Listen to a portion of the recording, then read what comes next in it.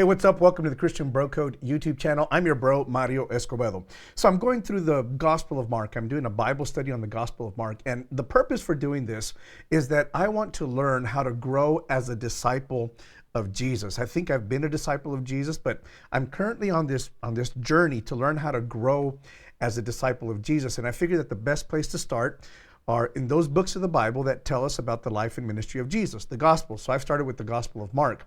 I'm not doing a study on every single passage in Mark, but I'm trying to look very specifically for those passages that talk about something that Jesus did that I can imitate as his disciple. So I'm trying to learn how to do this. So check out the other videos in this series on Men's Bible Study, the Gospel of Mark. Again, the whole purpose behind this is that I'm trying to learn how to grow as a disciple of Jesus. And I'm thanks for joining me on this journey. I mean, I'm really just trying to grow, trying to learn, and love to hear from you. What are you taking away from your readings of the Gospels or other books in the Bible that are helping you grow as a disciple of Jesus? All right, so right now we're in Mark chapter 1, verses 40 through 45. Let me give you just the overview of what happens here. Jesus heals, well, that's incorrect. He cleanses a leper. The distinction, I'm not exactly sure what the distinction is, but he cleanses a leper. And then he tells the leper, go show yourself to the priests and do whatever they tell you to do according to the law of Moses. And he also tells the leper, don't tell anybody else about this. But of course, the leper ignores what Jesus requests, and he tells the whole world about it, and Jesus' fame spreads. Let me point out a few things here. And again, with the intention of looking for those things that I can incorporate into my life, imitating Jesus in order to grow as a disciple of Jesus. All right, a few things I'm going to point out here. So we find out that this leper comes to Jesus, imploring him in kneeling, and then he says, Jesus, if you will, you can make me clean. First thing I want to show you or point out to you is that it says that he came to Jesus. Now, this was a no-no. You do not do this. A leper was required to stay away from people who were clean, who didn't have leprosy. They were required to stay away from them. In fact, if somebody were walking in the vicinity of a leper, and I don't know what that means, how close or how far that meant, but they would have to start crying out, unclean, unclean, unclean. Basically, they're telling the people, stay away from me, I have leprosy. And just incidentally, most scholars, well, I think just about all scholars, say that leprosy is kind of a catch-all term, that it can really refer to all kinds of different skin diseases, not just specifically the disease of leprosy, but that leprosy in the New Testament is used as a catch-all term for various kinds of skin diseases. All right, so with that out of the way, he tells Jesus something very interesting. He says, if you will. Now, with this, he's not saying, hey, please heal me. That's not what he's saying here. Really, in the original language, what he's saying is, if you want to. I find that important. I'll come back to that in a little bit. But he tells Jesus, listen, if you want to, you can make me clean. So it's not a lack of faith that he's expressing here. He's saying, I know that if you want to, you can do this. Okay, and then I mentioned this, that he talks about being made clean. He doesn't talk about being healed. And that's an important distinction, especially according to the Old Testament law. Somebody who had leprosy or any of these various types of skin diseases was considered unclean, ceremonially unclean, ritually unclean. They couldn't participate in the religious activities of the nation of Israel. All of those going to the temple, participating in festivals, feasts, all of that. Why? Because they're not clean. And so the leper isn't asking for healing only, he's asking to be made clean. Maybe you can read into that, I'm not sure, maybe you can read into that a desire to want to participate in the religious activities of the nation. I don't know, maybe. But he uses the language not of healing, but of being made cleansed. And then it says in verse 41, moved with pity. Now, that's interesting because in the original Greek language, in the original Greek text, it doesn't say moved with pity, it says Jesus was angry. And in fact, the NIV translates this verse that Jesus was indignant. He was angry. Now, what he was angry about, scholars have suggested different things. He was angry at the fact that this man had leprosy, the consequences of sin. Maybe he was angry at the scribes and the Pharisees and the religious system of the day because they did nothing to help this man. I don't know. But it's not that he was moved with compassion or pity. He was moved with anger. He was angry at this case. he stretched out his hand and he touched them. Again, this is a huge no-no, because if somebody who was clean, meaning you didn't have leprosy, touched somebody who did have leprosy, you were made unclean. Now, maybe you didn't have leprosy. I don't know if it was necessarily contagious, but you were made ritually or ceremonially unclean. Jesus doesn't care about that. He stretches out his hand. He's completely aware that he'd be made unclean. But what nobody else knows is that Jesus, just by his touch, is going to make this man clean. Jesus was never in any danger whatsoever of being made unclean by virtue of him being the Son of God, of course. And so Jesus says, I will. That means he says, I want to. Yeah, be clean. He doesn't tell him that he's healed. He says he's made clean. And I'm interested by what's said here, that the leprosy, it says, left him.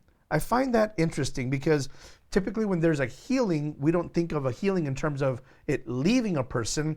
We think of a person being healed, right? Not that the sickness left them, but in this case, the leprosy left him. Much like when Jesus would cast out a demon, the demon would leave the person. Very similar language used here. I don't know what to make of that, but I just find it interesting that it's not that he was healed of the leprosy, the uncleanliness of him, or the uncleanness, I don't know what the right word is there, it left him. Interesting. And then Jesus sternly charged him and sent him away at once. And he said, see that you say nothing to anyone, but show yourself to the priest and offer for your cleansing what Moses commanded for proof to them. So he says, don't tell anybody about this, just tell the priest and do whatever the law commands to demonstrate, to give proof that you have been healed. If you're interested, you could check out Leviticus 14. I think it's starting in verse 2, where you can read about everything that a person who had been healed or cleansed of leprosy had to do in order to demonstrate that they had actually been cleansed. But of course, in verse 45, well, this guy ignores Jesus' admonition, and he goes out and begins to talk freely about it, and he spread the news. And here's probably one of the reasons that Jesus didn't want him to do that. Now Jesus could no longer openly enter a town, so he had to stay out in desolate places, and people were coming to him from every quarter. So Jesus wanted to move about and minister freely, and that's probably at least one of the reasons why he didn't want this man to go out and tell everybody. All right, so what are some things that we can learn if we want to grow as disciples of Jesus? I asked 3 questions, and I have a video, I'll leave a link, a video that expands on these 3 questions. But the first question I ask is, did Jesus explicitly teach something about being a disciple? In this case, no. Did somebody in this event, in this situation, do something that I, as a disciple of Jesus, can imitate? Possibly, because this leper, he tells Jesus, if you will. He's saying, if you want to. I think there's a recognition of Jesus' authority here. And although this man isn't a disciple in the proper term, I think that I can imitate this man's example in recognizing the authority of Jesus in my life. And that even in difficult situations, I should submit to Jesus' authority, right? That as his disciple, again, I'm not claiming that this man was a disciple of Jesus. I don't think he was. But it's an example that he demonstrates that I can incorporate into my life of something that somebody did that I, as a disciple of Jesus, can imitate. And I think it could be this, that he recognized Jesus' authority to do whatever needed to be done, and he submitted to that authority. He says, listen, I get it. If you want to, you can do this. He doesn't ask him to do it. He just says, if you want to, you can do this. And then, of course, Jesus does it. So that's the second question I ask. Is there something that somebody did that I can imitate? The third question I ask is, what did Jesus do? And that for me is the big question, because after all, I'm not a disciple of the leper. I can learn from his example, but I want to be a disciple of Jesus. I want to do what Jesus did. And what does Jesus do here, or what did Jesus do here that I can say, okay, that's something I need to imitate? I think there are a couple of things, and work with me on this. Maybe leave some comments telling me what you think about this. Number one, depending on how you take the translation, Jesus was moved either with pity or with anger. Regardless of what he was moved by, he saw a need and he filled it. He did what he could do in that moment to resolve that need. If you've ever seen the movie Robots, I've got, when my daughters were younger, they loved the movie Robots. And there's a phrase in there that Mr. Bigweld says, see a need, fill a need. I think this is one of the things that we can learn from here. Jesus, of course, is all powerful. He can do anything. We have certain limitations, although he did say that we could do greater things than he would do. Take that as you will. But I think that there are things that we can do that when we see people in need, number one, we should be moved with compassion and or anger at the situation, at sin, at whatever caused that to be. I mean, there probably should be something in us as disciples of Jesus that moves us to be uncomfortable with someone else's difficult situation. We should be moved, whether it's with anger or compassion. If we follow Jesus' example and we want to be his disciples, then I think that we should be moved at a certain sense by pity, compassion, anger, whatever it is, when we see somebody else going through a difficult situation, just like Jesus did here. So I would say that the biggest thing here is that as disciples of Jesus, see a need, fill a need. Whatever that means in your context and whoever you encounter, I'm going to write this down, quoting Mr. Bigweld from the movie Robots. See a need, fill a need. And I understand we have limitations, you know. You want to help the guy asking for money at the street corner. You want to help this person over here, but you only have so much money. I get that. But insofar as you're able, we should want to, as disciples of Jesus, help people obtain life change. We should want to help people achieve a better situation through Jesus, of course. See a need, fill a need. That's one of the things I take away. And as I'm working through the Gospel of Mark, and I'm asking this question, well, what does it mean to be a disciple of Jesus? What does it mean to imitate Jesus and the things that Jesus did? How can I imitate them? You know what I'm finding out? I'm going to write this right here, all caps. It's hard.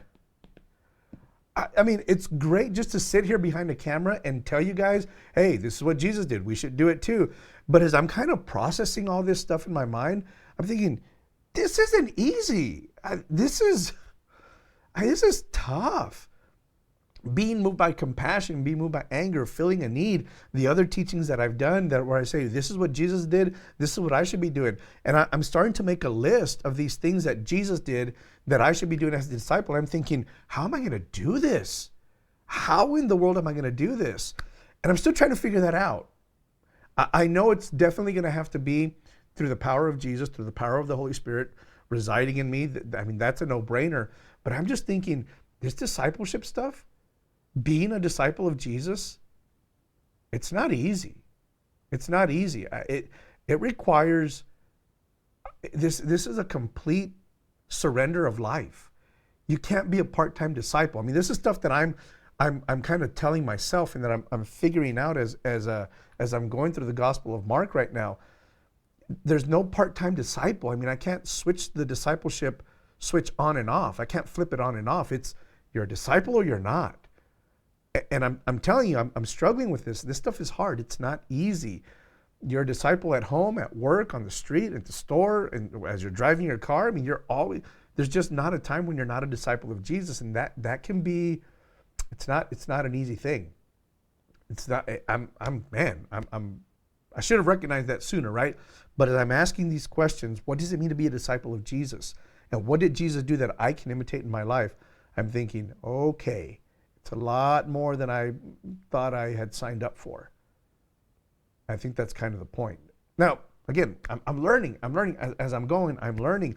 I've been in church for 30 years, and I'm still in this discipleship process. I think I will be until either the Lord comes back for us or I die. But it's tough. I mean, it's not an easy thing. And here's what I've discovered, and I tell my people that, I pastor a church. I tell them this. No one knows everything that there is to know. There's not a single person who can say, I know all there is to know, or I've grown all there is to grow. That's pretty, I'm going to write that down sometime. You can't say, we'll never be able to say, I know all there is to know, and I've grown all I'm going to grow. Man, I said it better last time.